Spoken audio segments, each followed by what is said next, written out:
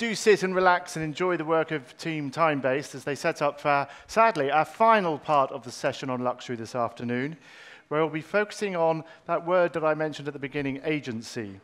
Now, as we've seen, many of the traditional markers of success in luxury are changing, and they're changing because the new generation of consumers are not only better informed, as we've heard, but they're also becoming far more vocal on how brands should behave.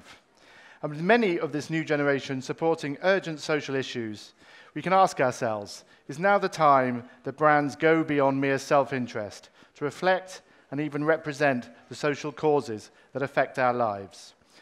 I'm very pleased to say, to discuss this highly topical issue this afternoon, I'm delighted to welcome a great friend of GQ to the stage. He is the founder of the LGBTQ+ online community, The Queer Bible, Jack Guinness. And joining Jack, please welcome Creative Director Philippa Price, the founder of Uncommon creative studio Nils Leonard, and the model activist Munroe Bergdorf. Everybody. Welcome, thank you so much for coming, and thank you to GQ for hosting this event. I feel particularly honoured to be wearing a Britney mic. I think that's the most exciting thing happening to me right now. A few years ago, this panel wouldn't have even happened. It just wasn't a conversation that fashion was having. And if it was happening, should fashion have a social conscience, the answer just would have been no. And we would all have gone home feeling really sad. But I think the answer, should fashion have a social conscience, is yes. These three people on the stage with me are part of the reason why we're having this discussion. They are setting the agenda, the global agenda, for inclusivity, representation, and change. So it is a time for progressive change, and the marketplace is reflecting that. You need only look at Nike's work with Colin Kaepernick, the recent Gillette advertisement, Stella McCartney's work on eco-friendly design alternatives, and Patagonia coming out against Trump. Some major brands are stepping into the political arena with causes with full force. Some are doing it brilliantly, and some are doing it not so well, and I think we're going to talk about a few of those today. I'm lucky enough to have with me three of the most inspiring figures working in this rapidly changing landscape. Normally I get people to introduce themselves at a panel like this, but these three are so incredibly successful that if they introduce themselves, they'll just sound very arrogant. So I'm going to do it for them, very accomplished. So, I'll do it. Visual artist Philippa Price is best known for creating mesmerizing backdrops for Rihanna's live performances at the 2016 Brit Awards and the 2018 Grammys. She has also worked on videos, short films, and live visuals for Stella McCartney and musicians, including Banks, Pharrell, Alicia Keys, and St. Vincent. She is now the creative director of Rihanna's Savage Fenty lingerie line. Savage, not Savage. Savage, yeah. It's just I'm a bit camp, so I would say it's Savage. It's Savage, everyone. You can now, say Savage. Okay, so Savage and Fenty. Thank you very much for indulging me. Nils Leonard has spent 18 years working in advertising and design, becoming Chief Creative Officer and Chairman of Grey London, and winning the Grand Prix at the Design Week Awards for his work on Tate Britain, as well as 15 Lions at the Cannes International Festival of Creativity. It's very impressive. In late 2017, he founded Uncommon Creative Studio. Munro Bergdorf is one of the most prominent transgender models in the world and has proven herself as the brave and bold voice which our society needs. She's fronted campaigns for Illamasqua and Misguided and closed shows at New York and London Fashion Weeks. Bergdorf is featured in numerous global publications, including US Vogue and the Sunday Times Style. She uses her sizable social media profile, bigger than mine, I'm quite jealous, to advocate for a fairer world, to empower individuals to fight for positive change. So I want to start with you, Philippa.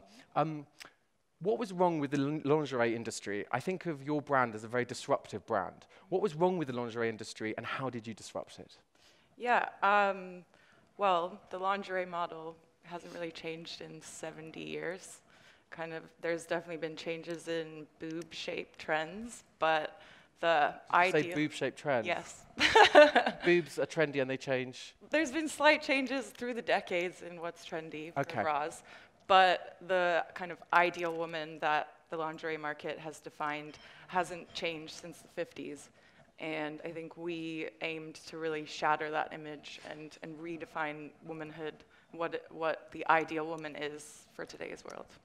So you're basically reflecting the changes that had already happened. I think that's going to be a theme that we're all going to talk about, that brands are kind of playing catch-up. So you're saying the changes were already happening for women, and brands weren't responding to that. They weren't giving women what they wanted. The lingerie market definitely was not responding. It stuck with kind of this Barbie doll as the fantasy woman that's, like I said, been the same since the 50s. And not the real woman. Not the real woman, no. So in terms of reflecting the real woman, how does diversity play into your work, the products you make, and also from your point of view, creatively, the visuals? Because I think you as a brand are really exciting in terms of having inclusivity in your models and in your visuals. Can you talk a little bit about that? Yeah, I mean, diversity is extremely important, but I'm very careful that it's not the kind of conscious or contrived goal.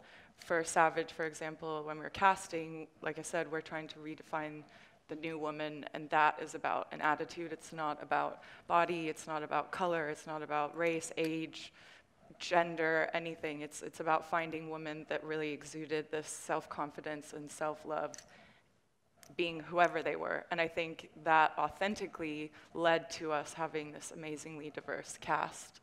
But it wasn't... It's not about box ticking. You know, not at all.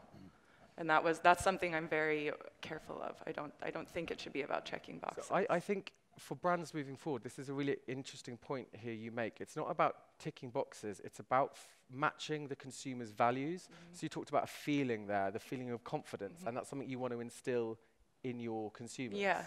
And in casting that, we got to know all of the girls. It wasn't about looking at a picture of someone and saying, okay, great, we have this size, we have this person, we have this color. It was about meeting everyone and finding women that really kind of exuded the attitude. As someone that's gone to model castings for a really long time, brands often talk about, we just want a feeling, but they don't really. So it's so refreshing to hear you actually speak about that. And in the casting process, the idea of meeting models that you want to exude those feelings, that's very rare. Yeah. And hopefully it's going to change the industry. Yeah. So Munro, moving over to you, I think you're so brilliant at speaking into a potential problem or an area of difficulty or controversy and then coming up with a really exciting, positive solution. I've just noticed that in your career. I think but it's solution orientated. It's not about complaining. It's about looking for progress and how we can change things. So using Victoria's Secret as an example, I can talk about them because I'll never work for them, so it doesn't matter if I piss them off. Actually, maybe I will one day if things keep changing. Talk a little bit about the controversy that occurred there and then how you spoke into it. So if anyone doesn't know, Victoria's Secret said that they would actively not employ transgender models because they're selling a fantasy. But in saying that they're selling a fantasy, they've very much narrowed what that fantasy is and who that fantasy involves and who that fantasy's for. So yeah, I kind of got the pitchforks out a little bit. She called them out. But I think it's important to call brands out, but also not just call them out, but provide a solution and hold them accountable for why they've said what they've said, but also speak about why it's damaging and how we can all move forward in a way that is inclusive. Because the reality is that transgender women were buying Victoria's Secret up until that point. And when you narrow down your client base to a point where it's exclusionary to the people that are buying it, that's problematic. And also it sends a very clear message, that you don't want certain people's money, which is it's never nice as a consumer or just a general person. To not feel welcome in that space. And then that all filters down into wider society as well. And then you responded by, you did an amazing lingerie. I actually booked a lingerie campaign after that. And do you think that was in response to that? I actually booked that before that whole situation happened, wow. This is a coincidence, but the campaign that I fronted was called Love Yourself. It was with a company called Blue Bella.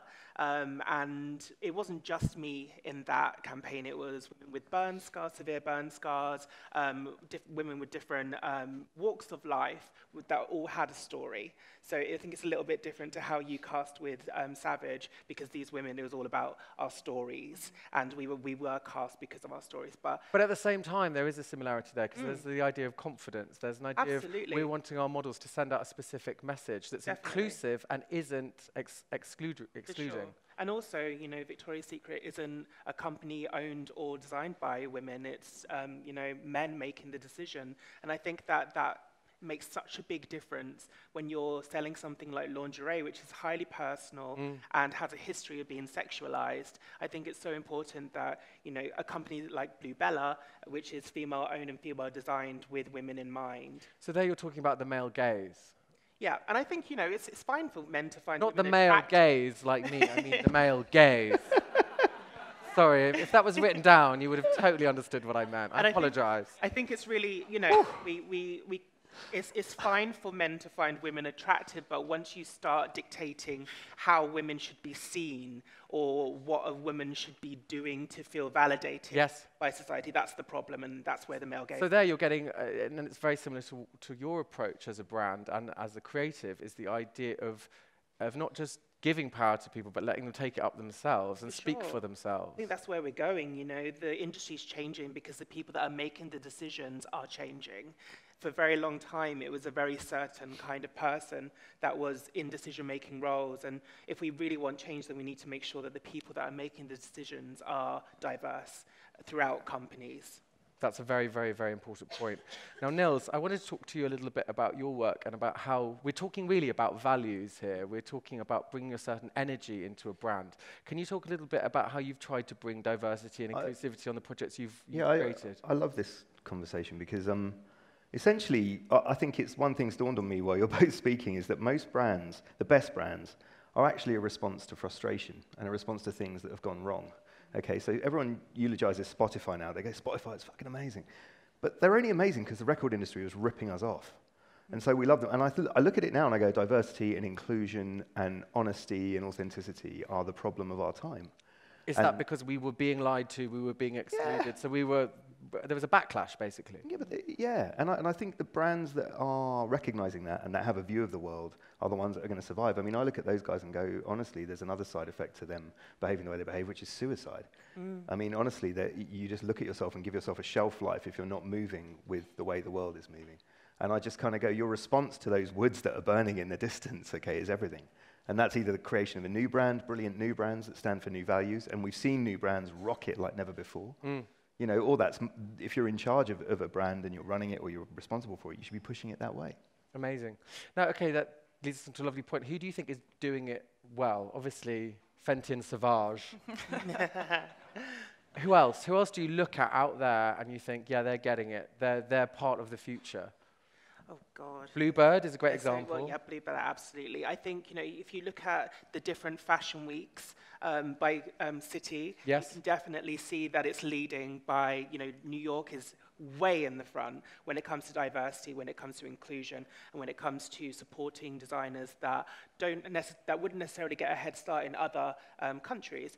London's doing amazing as well. I think the British Fashion Council, that's a real priority for them. They're really nurturing young talent. So I'm not just saying that because some of them are in the room. They really are doing Yeah, no. But then if you and then Paris, Milan. If you look at cities like Paris and Milan, it's really depressing, really, in terms of them just not understanding that if you want inclusion, it can't be from a tokenistic standpoint. It needs to be from a place of authenticity. And authenticity has become a little bit of a buzzword, but it's so important because that's really where it all comes from. You can't fake it. You can't fake it. And I think consumers now, especially like with Instagram, people are making their own images all the time. They're so clever. Kids today are genius at sniffing out authenticity. If a brand is faking it and their kind of advertising isn't aligned with a deep mission statement underneath, I think kids sniff it out now. They can sniff out authenticity. That's where it all goes wrong. You know, when we look at all of these things happening with different brands that either get into race scandals or gender scandals, it's because the people that could flag it aren't in the room. That's right. So if there's a race scandal, it's because there wasn't a diverse group of people in the room saying, wait a minute, you can't do that. I find that personally offensive. Definitely. I think it comes from oversight with the fact that certain people wouldn't know that certain things are offensive. There was something with H&M I remember that in the media recently about the naughtiest kid in the jungle, the naughtiest monkey in the jungle, and a black child wearing the jumper. And that definitely wasn't that wasn't a deliberately racist thing. But your point is that there wasn't anyone in the room, but there wasn't anyone in the room to say, wait a minute, what are we doing? Absolutely. So then, if it is just white cis men that are in the room, they can only speak from their experience and their experience of life. So they're not. Well, I think personally they should be able to flag stuff like that up. But we're saying that if there were other people in the room in the decision making, there's other ways to look at that. Like a lot of the time we end up talking to brands about how to help them navigate this because it's scary. If you're changing and you don't know it, and you know that this is all out there, and you watch these dangers and you watch these things happen, and you don't know what to do, I think the key is that some brands just put the blinkers on and pretend it's not happening. And that's, I think, really fucking dangerous. right? Whereas I think the best brands hold their hands up and go, we don't know, how do we approach this? You know, so ASOS do all sorts of stuff, but knew they weren't marketing to a 16-year-old audience and came and said, how does this even work? How do we do this in a way that just actually works? And so they recruited 6 sort of key, I get influencers is completely the wrong word. They work like consultants on that brand. You know, Chidera and the rest of those guys were brought in and literally made decisions around whether they should make shoes. Wow. You know, because can you make a shoe without killing an animal? Should you make a shoe with, you know, all the way through to the marketing. And I think the moment you open up and you go, okay, I can't answer it, but that's all right. Yes. That's okay, I think. That's really powerful. Okay, yeah, no, I love that, the idea of not putting the blinkers on and actually asking for help in areas. So what is the difference then between tokenism and properly embracing diversity? If you're a brand and you're coming to someone like you, what is the difference? I'll go for it. So the difference is everything, which is, honestly, I obviously know the answer. I'm just asking someone else the answer. No, but the interesting thing about this is everyone always asks me in particular, as I work where I work, you know, is it just token or not? Here's another way to look at that, which is imagine you started a company, and imagine you said, I want the best people in the world to work for me. What should my values be? They wouldn't be, you know, I'll just crack on, sell a T-shirt. They wouldn't be, it doesn't really matter who's in the ad. They would absolutely be values around the sort of people you wished worked for you, what they thought you believed in. And I think if you ask yourself as a leader of a brand, if that's what matters to you, if do you want to be one of those brands, then it's critical, I think. So moving then on to brands that are trying to connect to specific minority groups. So we have Pride coming up. A lot of brands we've had, it's such a British controversy about the Marks and Spencer sandwich. It was only England. Did you hear about this, that Marks and Spencer's brought out an LGBTQ, what is it, LGBT sandwich, which was a BLT with guacamole in it. And they put, bless them for trying, and they put a rainbow on the side, and everyone was up in arms saying, you know, this is people just trying to ride the pink pound, basically. So I've had experience of working with brands over Pride. I was an ambassador for Levi's, a Pride ambassador last year. And they have a history of, you know, for decades working with the gay community and with the larger queer community, and have done loads in activism in San Francisco for years. So they're really cool people to work with. But what do you think about brands that are kind of jumping on the bandwagon, especially around Pride, treating it almost like Christmas? Yeah, I think it's disappointing when you see a brand only jump on the queer community during the months of June and July when Prides are happening. Yeah, the queer community is not just for Christmas, guys. I think it's really important to, you know, be inclusive throughout the year. And, you know, there's so many opportunities to be inclusive. When you're only casting, you know, heteronormative couples or certain displays of certain family units, then that sends a message. But then if you just suddenly become queer inclusive during the summer months when you have something to gain from it, and ultimately they're selling products a lot of the time that they're struggling to shift. So I find that disappointing. With the Marks and Spencer's situation, it wasn't really about the sandwich. It was about the fact that, you know, well, where's the representation throughout the rest of the year? So yeah, I do think that it's important that brands are inclusive, especially during Pride months, and, you know, that we know their motives. I think that especially the younger consumers want to know what they're buying into, because everything's an investment. If you're spending a lot of money at certain companies, then you want to know what that brand stands for. Are they funding hate in other areas, or are their morals in line with their consumers? But that's a new way of thinking. I think that's a very millennial way of thinking. I think older people just wouldn't have cared. They just think, oh, I love those shoes, I'm going to buy them. And the idea of doing a bit of research and finding out where that money's going, sure, that's a new type of consumer. You say that, but the stats around brands are terrifying. So 75% of brands could disappear from shelves and no one would give a shit. That's an actual statistic. 75%? 75%. So you could walk into a supermarket and 75% of those brands could disappear and no one would care. Okay, IKEA's head of sustainability, they have one, has said, we've reached peak stuff. We have enough things in the West. For the first time, the sentiment that we actually have enough things, stop making things. You know, and then lastly, people are paying money to skip what I spend my life making in the form of advertising. I think it's not just a young or niche point of view anymore. Really? I think people, all of us, right? We care about where our stuff comes from now, far more than we ever did.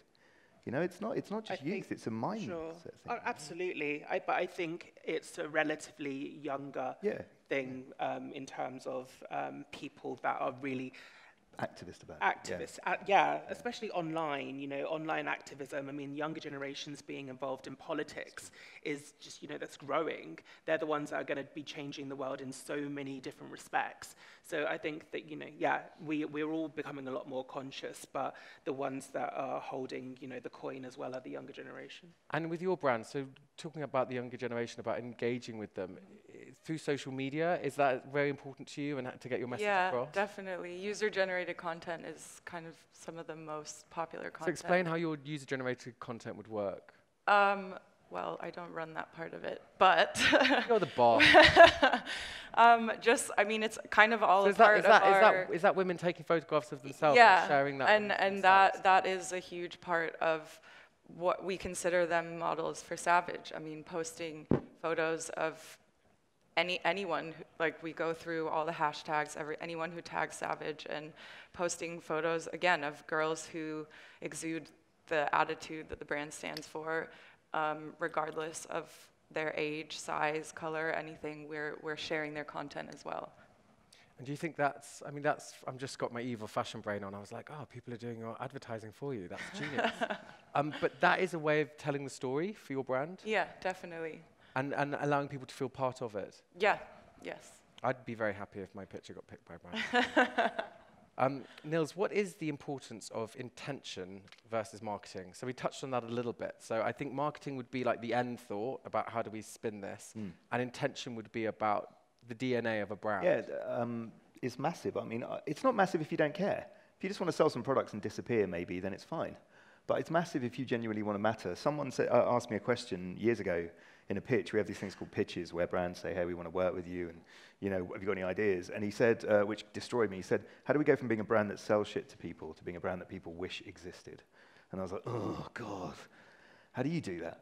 You know, and there are brands that people wish exist. Yours is one of them, right? Whatever you want to say, your social is fueled by the fact you've created a brand that people just fucking love. Yeah, if you disappeared, your consumers would 100%, really miss you because right?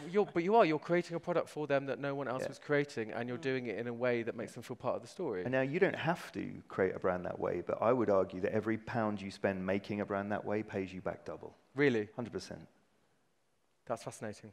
Okay, so let's do a little role play because it'll be fun. Uh-oh. So I run a big evil corporation. I've just had a massive PR disaster because I'm awful. I come to you. I say, what do we do?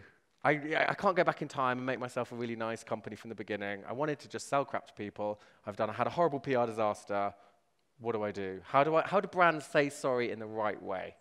Is the really nice way of putting my ridiculous scenario. Well, first of all, I'm going to be really honest. We probably wouldn't work with you if you're horrendous. That's a good Just being reply. straight. That's a great reply. Here's what I wish would happen more, and I think no one speaks to this. We're in the age of outrage, right? We share the stuff we hate now more than the stuff we like. That's true. And I feel like I wish more brands knew what they felt about stuff, to your point, so that when they came out and they did things that people didn't like, they just went, well, I just don't fucking care. That's our vibe. Because they have a point of view. Yeah, because they mean it, man. Because they mean it, you know. And I wish that. I wish that. I'm not, because it would be transparent. Because I think what happens is brands come out and there's a constant, almost like we're all mowing the lawn at the same time in the 60s or something online. We all hate the same thing at once. Yeah. And I'm like, the brands for me, I want them to know and deal in stuff that they take personally. And I want the leaders of those brands to understand their values innately. And if someone had came to me and said, God, we've had a disaster, but I really feel this. Maybe I'm not explaining that. That's different. That's a conversation with culture you can have. I think if you're just horrible, I hope that what it would mean is you would change your brand, that you would reinvent it and re-engineer it if you wanted it to survive, and it would lead to wholesale change. I hope that would be the case. Where do you want things to move from here? What do you think is going to happen next? So you've talked a little bit about outrage, you've talked about consumer power. Where are we going next with? It's an amazing. Everyone sat here. I think it's incredible because I think for the first time ever, everyone is completely brand literate. Everybody. This isn't some niche conversation in an ad agency anymore. We're having it in mainstream culture. And I think it's going to lead to some of the most amazing brands that are going to change the world. I don't think people are starting a company of any sort, including ours, without an eye on sustainability, on politics, on gender, on inclusion. Yeah. You must. And so I think it's an incredible time. It's like the gloves are off. I know, I think we've talked a lot about social change, but I think one of the things that's really important about this next generation of consumers is that they care about everything. So they care about sustainability. It's all coming from the same place and same awareness. How do you kind of, because I think a lot about that because I'm part of an industry that sells stuff and I'm looking for ways to work with brands that are responsible, that are ethical. How do you, Philippa, approach that working in the industry you do, just kind of from a personal point of view? How do I approach? How do we sleep at night? I mean, it all starts, I think, from authenticity, like you're saying, in the message of the brand. It's all about the brand, really knowing what you stand for and sticking to that and kind of holding true to that story. And I mean, I think not being afraid to take risks. I actually think that the sensitivity of social conscious has instilled a bit of fear in a lot you of hit on that what's before, been that done. people are scared to make mistakes because they're scared of that. I've had experience. For example, I just shot a music video. It's not out yet. And we did this really beautiful setup with the pop stars in the middle and all the dancers are stacked in a line. And I had lined them up based on the color of their outfits, so it made a gradient. And then when I was looking at the footage, and it's such a cool image, I realized that all the black dancers are underneath. And that was completely not a thought. It was all, like I said, it was the color of their outfits. The whole message of the video was about love and togetherness, but I'm afraid to put that out because I actually know most likely the reaction that I will get. And I think fear, I guess not being afraid is, if you are true to your story and you know your story as a brand, not being afraid to make these mistakes and stand by them is something that's really important. So to move forward with a strong sense of identity, of knowing who you are and of being positive. Nils, we're wrapping up. So how would you sum up your way forward in this? I'll just play into that. I think we need to remove fear. And I think the way to remove fear is to not see any other way. So I don't think that it's about being scared or is that a brave decision. I think to continue like we are with no eye on morals, no eye on our values is basically suicide. Therefore, you just change. Just think about it. Just stay open. Munro? I would say just reflect the world in the way that it's changing, because the world is going to die if we don't change how we're behaving when it comes to sustainability, when it comes to, being conscious of race, when it comes to being conscious of the conversations surrounding gender. You need to reflect the way that the world's changing, and if you don't, then you won't survive. It's amazing. So to summarize, basically, if you want to seem environmental and responsible, be environmentally minded. Yeah. If you want to look like you're an inclusive company, just be inclusive. If you want to look like you're responding to the needs of the consumer and be representative, just be representative. So can I have a huge round of applause for Philippa, Nils and Munro? And thank you so much for coming to this. Give yourself a round of applause too.